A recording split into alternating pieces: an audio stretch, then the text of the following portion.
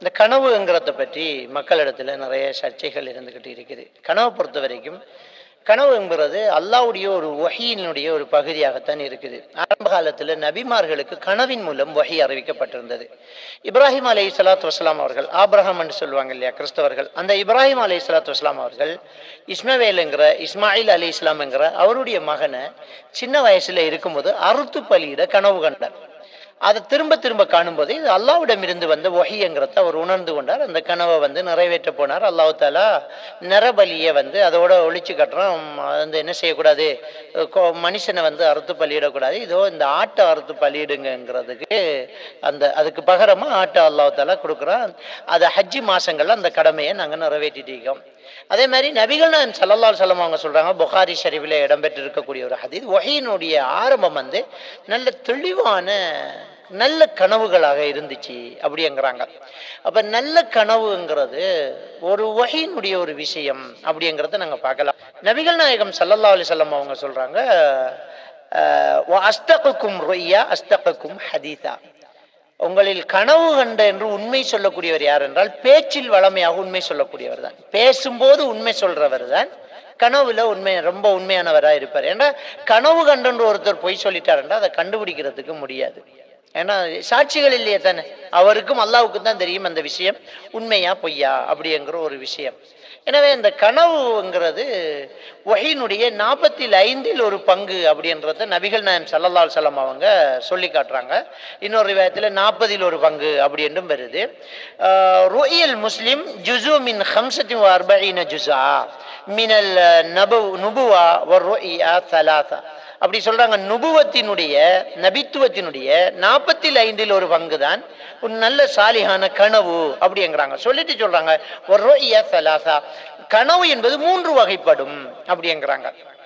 அப்ப இந்த நபிகள் நாயகம் ஸல்லல்லாஹு அலைஹி வஸல்லம் அவங்க ஆரம்பத்தில் இந்த கனவு என்பது வஹீனுடைய ஒரு பகுதி, அதாவது நுபுவத்தினுடைய ஒரு பகுதியா இருக்கு. நல்ல சாலியான கனவு நுபுவத்தாக நபித்துவத்தினுடைய ஒரு வஹியாக இருந்திருக்குது அப்படிங்கிறதை நாங்க அந்த ஹதீதுகள்ல பார்த்தோம். தொடர்ந்து ஸல்லல்லாஹு அலைஹி வஸல்லம் அவங்க சொல்றாங்க, வர்ருயா ஸலாஸத்துன், கனவு என்பது 3 வகைப்படும் அப்படிங்கிறாங்க. சொல்லிட்டு சொல்றாங்க, ஃபர்ருயா ஸாலிஹா புஷ்ரா மினல்லாஹ், நல்ல கனவு என்பது அல்லாஹ்விடம் இருந்தும் உள்ள ஒரு நன்மாராயணம் ஆகும் அப்படிங்கிறாங்க. மனசுக்கு ரொம்ப சந்தோஷமான கனவு நம்ம கண்டுட்டோம்னு சொன்னா அல்ஹம்துலில்லாஹ், அல்லாஹ் நமக்கு ஏதோ ஒரு நல்ல நன்மாராயணம் சொல்றா, ஏதோ நடக்க போகுது, நமக்கு ஏதோ ஒரு நல்ல காரியம் நடக்க போகுது. கனவுல கண்ட மாதிரி இல்லாட்டியும் அந்த கனவின் மூலமாக ஒரு சந்தோஷமான ஒரு விஷயம் நமக்கு நடக்கத்தான் போகுது அப்படிங்கிறத நம்ம புரிஞ்சு கொள்ளணும். 2வது விஷயம், வர்ருயா தஹ்ஸீனு மினஷ் ஷயாத்தீன், ஷைத்தான் புறத்தில் இருந்தும் உள்ள கவலையில் ஆழ்த்தக்கூடிய விடயம் 2வது கனவு. அப்ப மனசுக்கு கவலை தரக்கூடிய ஒரு விடயம் இருந்துட்டென்றால் அது என்ன, ஷைத்தான் புறத்தில் இருந்தும் வரக்கூடியது அப்படிங்கிறாங்க. 3வது கனவு நபிகள் நாயகம் ஸல்லல்லாஹு அலைஹி வஸல்லம் அவங்க சொல்றாங்க, 3வது விடயம் என்ன அப்படி என்றால் நபிகள் நாயகம் ஸல்லல்லாஹு அலைஹி வஸல்லம் சொல்லுவாங்க, ஒரு மனிதனுடைய மனதில் இருக்கக்கூடிய எண்ணங்களினுடைய வெளிப்பாடு அப்படிங்கிறாங்க, பிரமை அப்படிங்கிறாங்க. இப்ப நம்ம அந்த சிச்சுவேஷன் எப்படி இருக்குது, நமக்கு ஒரு அறுவடையில் இருக்கிறோம்னா வேளாம வெட்டுற மாதிரியும், அது ரொம்ப கம்மியா இருக்கிற மாதிரியும், கஷ்டப்படுற மாதிரியும், இடையில அது காணா போன மாதிரியும், வெளிநாட்டுக்கு நாம போறதுக்கு ட்ரை பண்ணிட்டு இருக்கிறோம் அப்படின்னா நமக்கு விசா கிடைச்சி இடையில தடுமாறி ஏமாத்தி காசு போன மாதிரியும், இது நடைமுறையில உள்ள மனசுல உள்ள பிரமைகள் இந்த கனவாக என்ன செஞ்சுட்டு இருக்குது, வந்துகிட்டு இருக்குது. அப்படி இது 3 வகைப்படும் கனவு அப்படிங்கிறாங்க. ஏன்னா அந்த கனவுக்கு பலன் சொல்லக்கூடியது யாராவது இருக்கிறாங்களா கிடையாது. ஏன்னா கனவுக்கு பலன் என்பது இல்முல் கைபை சேர்ந்தது, மறைமுகமான ஞானம். லா யஅலமுல் கைப இல்லல்லாஹ், மறைமுகமான ஞானம் அல்லாஹ்வுக்கு மட்டுமே உரியது. அதை நபிமார்களுக்கு அல்லாஹ் அறிவிச்சிருந்தான். நபிகள் நாயகம் ஸல்லல்லாஹு அலைஹி வஸல்லம் அவர்கள் சுபஹ் தொழுதுட்டு திரும்பி இருந்து கேட்பாங்க, யாராவது கனவு கண்டீங்களா அப்படின்னு கேட்பாங்க. கனவு கண்டு அதுக்கு விளக்கம் சொல்லுவாங்க. இன்னொருத்தர் அதுக்கு பிறகு அபூபக்கர் சித்திக் ரலியல்லாஹு தஆலா அன்ஹு, உமர் ரலியல்லாஹு தஆலா, அவங்கெல்லாம் என்ன செய்யல, கனவுக்கு பலன் சொல்லல. கனவின் பலன்கள் புத்தகங்கள் கடையில் விற்குது. யானையை கனவு கண்டா என்ன, மாட்டை கனவு கண்டா என்ன, அசிங்கத்தை சாப்பிட்ற மாதிரி கனவு கண்டா என்ன, கஷ்டப்படுற மாதிரி கனவு கண்டா என்ன, பல்லுவில கனவு கண்டா என்ன, முடி மொட்டையாகிறது கனவு கண்டா என்ன, முடி நீளமா வளர்றது கனவு கண்டா என்னன்றல நிறைய எழுதி வச்சுக்காங்க. எல்லாமே ஒருவருடைய கற்பனை. அல்லாஹ்வுடைய மார்க்கத்தில் உள்ள ஒரு விஷயம், மறைமுகமான ஒரு விஷயம் நம்ம சொல்றதா இருந்தால் குர்ஆன்ல இருக்கணும், ஹதீஸ்ல இருக்கணும். இவராவது கற்பனை பண்ணி புத்தகம் விற்கணுங்கிறதுக்காக எழுதினதையெல்லாம் நம்ம வாண்டி படிக்க முடியாது. கனவுக்கு பலன் ஸல்லல்லாஹு அலைஹி வஸல்லம் அவர்கள் சொல்லியிருந்தா அதை நம்ம எடுத்துக்கோம். அப்படி இல்லையே, அப்பப்போ கேட்டு பதில் சொல்லிட்டு இருக்காங்க. அவர் மரணத்தோட அந்த அந்த விஷயம் முடிஞ்சு போகுது. அதனால நம்ம கனவை எப்படி எடுத்துக்கணுங்கிறது இந்த ஹதீஸில் நமக்கு தெளிவாக விளங்குது. நல்ல கனவு புஷ்ரா மின் அல்லாஹ், அல்லாஹ் நமக்கு நன்மராயன்னு சொல்லலாம், ஏதோ நல்லது நடக்கும் போது. கெட்ட கனவு ஷைத்தான் நம்மளை கவலையில் ஆழ்த்துவான். அடுத்தது நடைமுறையில் உள்ளது வரக்கூடிய கனவு, அது ஒரு பிரம்மை. இவ்வளவுதான் நபிகள் நாயகம் ஸல்லல்லாஹு அலைஹி வஸல்லம் சொன்னது. இந்த சப்ஜெக்டாக நம்ம மூன்றாக இந்த கனவை என்ன செய்யலாம், பிரிச்சிடலாம். அடுத்த ஒரு முக்கியமான ஒரு விஷயத்தை நம்ம தெளிவாக பார்க்கணும். என்னன்னு சொன்னால், இந்த கனவு விஷயத்துல பலன்கள் யாருமே நமக்கு சொல்ல முடியாது, அப்படி ஒன்று இல்லை அப்படிங்கிறது. ஸல்லல்லாஹு அலைஹி வஸல்லம் சொன்னாங்க, நீங்க கெட்ட கனவு கண்டுட்டா யார்கிட்டையுமே சொல்லாதீங்க அப்படிங்கிறாங்க. கனவு கண்டு கண்ணை விழிச்சா இடது பக்கமாக 3 தடவை துப்புங்க, அவுது பில்லாஹி மினஷ் ஷைத்தானிர் ரஜீம் என்று 3 தடவை சொல்லுங்க, யார்கிட்டையுமே அதை சொல்லாதீங்கிறாங்க. சொல்லிட்டு சொல்றாங்க, லன் ததுர்ரஹு அபதா, ஒரு நாளும் அந்த கனவுனால உங்களுக்கு எந்த கெடுதியும் வராதுங்கிறாங்க. அப்ப நமக்கு அந்த கனவினால எந்த கெடுதியும் கிடையாது. ஷைத்தான் நம்மள கவலையில ஆடுறதுக்கு தான் அந்த கனவை தாரான். அப்படித்தான் நம்ம அந்த கனவை பாட்டாக நம்ம பிரிச்சுக்கணும். நல்ல கனவு அல்ஹம்துலில்லாஹ். அந்த நல்ல கனவை பொறுத்த வரைக்கும் நம்ம விஷயத்துல நலவை நாடக்கூடிய ஒரு ஆள்கிட்ட தான் சொல்லணுமே தவிர பொறாம பிடிச்சவன்ட்ட சொல்லக்கூடாது. எதிர்கனவன்றுவான், மனசு நமக்கு கவலையாயிரும். நல்லதே சொல்லக்கூடிய ஒரு ஆள்கிட்ட தான் சொல்லணும். மாஷா அல்லாஹ், அல்லாஹ் உங்களுக்கு பெரிய பாக்கியம் தரப்போறான் போல, உங்களுக்கு வெற்றி கிடைக்க போகுது, உங்களுக்கு ஜொப்பு கிடைக்க போகுது, உங்களுக்கு யூனிவர்சிட்டி கிடைக்க போகுது, உங்களுக்கு குழந்தை கிடைக்க போகுது, அப்படி சொல்லக்கூடிய மனசுள்ள ஒரு ஆள்கிட்ட தான் சொல்லணும். இல்லாட்டி எதுவும் சொல்லக்கூடாது. அப்ப நல்ல கனவை நல்லவங்கள்ட்ட சொல்லுங்க, கெட்ட கனவை யாருடையும் சொல்லாதீங்க. இதுல ஷைத்தான் வந்து பாதுகாவல் தேடுங்க.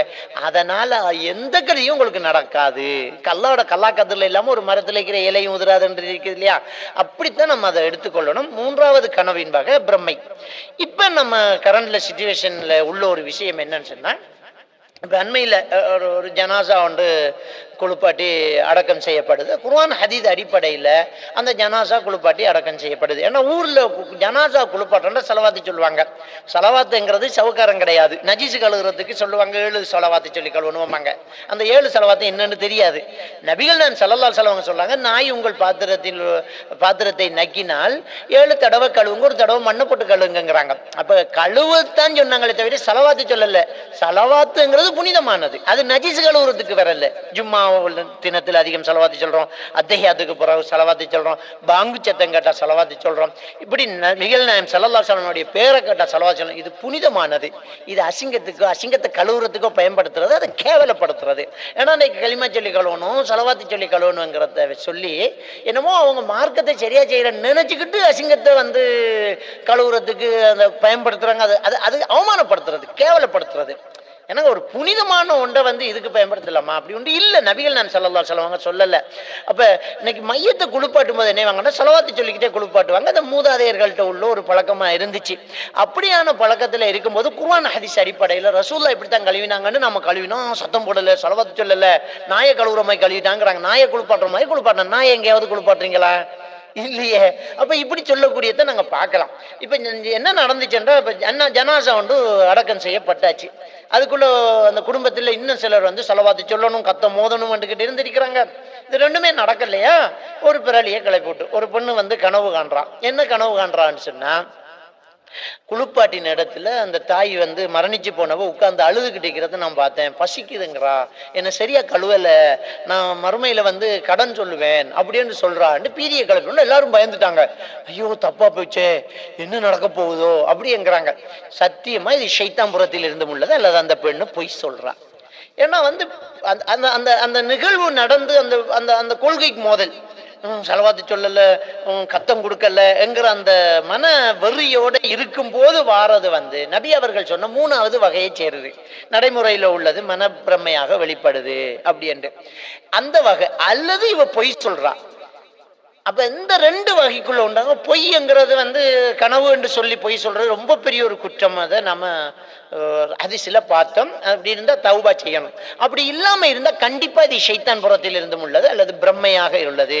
ஏன்னா மனசுல கவலை ஆழ்த்தக்கூடியது மீதுதான் பிரம்மையும். அதான் சீசன். அது மௌத்தாயி கொஞ்ச நாளைக்குள்ள இந்த கனவு வருதுன்னா சீசன், பிரம்மை, அல்லது ஷைத்தான் புறத்திலிருந்து மல்லது. ஏண்டா நபி அவர்களுடைய நபி வழிக்கு மாற்றமாக செய்ய சொல்லி கனவுல வாழுமாக இருந்தால் அது கண்டிப்பா ஷைத்தான் புறத்திலிருந்து. சரியான ஒரு சுண்ணாவை, ஒரு ஹதீதுல உள்ளதை நம்ம இன்றைக்கு சரியா செய்யும் போது அதுக்கு மாற்றமா கனவு வந்துட்டுன்னு சொன்னா, இந்த இடத்துல சண்டை 2க்கு தான். எதுக்குன்னு தெரியுமா? கனவுக்கும் வஹீக்கும். அல்லாஹ்வுடைய குர்ஆன் ஹதீதுக்கும் கனவுக்கும் சண்டை. கனவு எடுக்கிறதா குர்ஆன் ஹதீஸ் எடுக்கிறதா? குர்ஆன் ஹதீஸ் தானே எடுக்கணும். நான் குர்ஆன் ஹதீஸ் படி செஞ்சிருக்கேன், நான் சரியா தான் செஞ்சிருக்கிறேன். வஹி, நீ கனவு கண்டதுக்காக மார்க்கத்தை மாற்ற முடியாது. அப்போ கனவு கண்டதுக்காக சரியான இஸ்லாத்தை பின்பற்றாம விட்டுறலாமா? எனவே அது தப்பு, அது பிரம்மை அல்லது ஷைத்தான் புறத்தில் இருந்தும் உள்ளது. அப்படிங்கிறத நாங்க என்ன செய்யணும், தெளிவாக புரிஞ்சுக்கொள்ளணும். அடுத்து இன்னொரு மெசேஜை நம்ம தெளிவா வழங்கணும். என்னண்டா, மௌத்தா போன ஒரு ஆள் அவருடைய நிலைமையை கனவின் மூலம் நமக்கு காட்டலாமான்னு கேட்டா சத்தியமா முடியாது. ஏன்னா அல்லாஹ் குர்ஆன்ல சூரத்துல் முஃமினூன் 100வது வசனத்தில் சொல்றான், பைனஹுமா பர்ஸஹுன் இலா யௌமி யுபஅஸூன், மரணித்து போனவர்களுக்கும் உலகத்தில் இருக்கிறவர்களுக்கும் இடையில கியாமத் நாள் வரைக்கும் திரையை தாண்டி கனவும் பெறாதே. எப்படி வர முடியும்? அப்படித்தான் வெறும் என்று இருந்தால் நீங்க யோசிச்சு பாருங்க. இன்றைக்கு நம்ம இஸ்லாம் உண்மை, அதுதான் சரியான மார்க்கம்னு சொல்லிட்டு இருக்கோம். இஸ்லாத்துல இல்லாத ஒருத்தர் செத்து போய்த்தா அவர் அவங்க குடும்பத்திலே எல்லாருக்கும் கேட்டாங்க, கனவுல என்னப்பா இங்க அடி விழுது, எல்லாம் இஸ்லாம் தான் சரியான்னு சொல்றாங்க, ஓடி போய் இஸ்லாத்தை தழுவி நீங்கயாவது தப்பிக்கோங்க, நான் தான் மாட்டிக்கிறேன்னு கனவுல சொல்ல வேண்டியதானே? அப்படி எங்கேயாவது நடக்குதா? இல்லையே. ஏன் இல்லை? அப்படி முடியாது. மௌத்தானா கதை முடிஞ்சு, அவங்களுக்கு இந்த உலகத்துக்கும் தொடர்பு துண்டிக்கப்பட்டாச்சு. எனவே மௌத்தா போனவங்க கனவுல வந்தாங்களா, எனக்கு பசிக்குதுன்னாங்களா, அதுல என்ன நாடுறாங்கன்னா கத்தம் முதல்ல நீங்க அப்படின்னு, எனக்கு பசிக்குது அப்படிங்களா, அப்படின்னா நீங்க கத்தம் கொடுக்கல. கத்தம் கொடுக்குற எங்க இருக்குது? இஸ்லாத்துல இருக்குதா? இந்த 3ஆம் நாள் நினைவஞ்சலி, 7ஆம் நாள் நினைவஞ்சலி, 30ஆம் நாள் நினைவஞ்சலி, வருடாந்த நினைவஞ்சலி, இந்துக்கள் கொண்டாட்டம் 30 மட்டும் 40 ஆக்கிட்டு நாம கத்தம் என்று ஓதுறோம். அடுத்தவனை திட்டுறது எப்படிங்க? நாசமா போவ, அழுகி போவ, புளுத்து போவ, இப்படித்தானே திட்டுற. பழையவங்க எப்படி திட்டினாங்க? கத்த மோதிரி வாயன்னு திட்டினாங்க. அப்ப அசிங்கம் தானே அது? மார்க்கத்தில் இல்லாது தானே? அப்ப இந்த கத்த மோதி வயிறு வளர்த்துக்கிட்டு தான் இருக்காங்களே தவிர மௌலைமார், அதனால எந்த ஒரு மார்க்க பலனும் கிடையாது, அதனால எந்த ஒரு நன்மையும் கிடையாது, அந்த நபி வழியும் இல்லை. இதை இல்லைன்னு சொல்ல மாட்டேன். ஏன்னா அவனுக்கு பொழப்பு நடந்துக்கிட்டு, ஒரு குடும்பத்திலேயோ பள்ளியிலேயோ அந்த ஏரியாவில் ஒரு ஆள் மௌத்தானா அவருக்கு கத்த மோதியே பொழைச்சிக்கலாம்ங்கிற ஒரு நிலையில வயிறு வளர்த்துக்கிட்டு இருக்கிறாங்க சில மௌலைமார்கள். கத்த மோதி வயிறு வளர்த்துக்கிட்டு இருக்கிறாங்க. அதனாலதான் கத்த மோதிடுவாய் என்று திட்டினாங்க இந்த அசரத்துமா இருக்கு, கத்த மோதிடுவியாள்ன்னு சொல்லி. ஏன்னா நீங்க ஊர் காசு அநியாயமா ஏமாத்தி திண்டுக்கிறீங்களாடா அப்படின்னு அந்த வளமையான பேச்சு தான் அது, கத்த மோதிடுவியாள்ன்னு. அப்படி மார்க்கத்துல கிடையாது, மதுஹபிலே கூட கிடையாது கத்த மோதனம்ன்றது.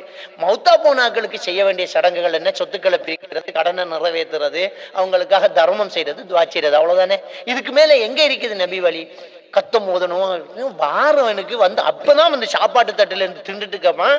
மொத்த நாள பேர் என்ன? அவர் பேரு தெரியாம தானே ஓத வந்திக்க. நீ கேட்கற துவாச்சரியா? கண் கலங்கி மகன் கேட்கற துவாச்சரியா? மகன் தான் கேட்பான். அந்த கத்த மோதுறதுக்கு எங்க இருந்து தான் எடுத்தானுங்களோட தெரியாது. எனவே இந்த கத்த ஓதுறதுங்கிறது மார்க்கத்தில் இல்லை. அதை ஓதலன்னு கனவு கண்டா கண்டிப்பா அது ஷைத்தான் புறத்தில் இருந்து உள்ளதுங்கிறத நாங்க தெளிவாக புரிஞ்சு கொள்ளணும். எனவே கனவினுடைய விளக்கம் இதுதான். அதை நாங்கள் சரியாக எடுத்து நடப்பதற்கு அல்லாஹ் நம் அனைவருக்கும் தௌஃபீக் செய்வானாக.